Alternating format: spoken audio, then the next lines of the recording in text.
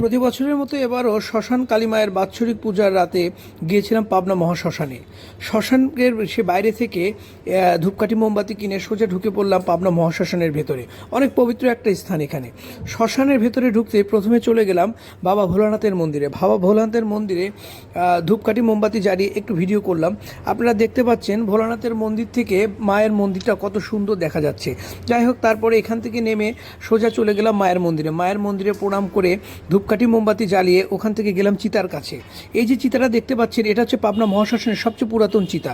এর পাশেই যে চিতাটা দেখছেন, এটা তার দ্বিতীয় চিতা, এবং এখন এই চিতাতেই বেশি শবদাহ করা হয়। চিতাটি নতুন করে পুনর্নির্মাণ করা হয়। তার পাশে এই যে এখানে মৃত রাখার স্থান, এবং সামনের ঘরটা মৃত স্নান করানোর ঘর ও সর্বশেষ চিতা এটি। একটা কথা বলে রাখি, আমাদের বাড়িতে এখন পর্যন্ত যারা যারা মারা গেছেন তাদেরকে এই চিতাতেই শবদাহ করা হয়েছে। এই চিতার ঠিক পাশে এটা হচ্ছে বাচ্চাদের এবং বৈষ্ণবদের সমাধিস্থল। চলুন মায়ের পূজা দর্শন করি।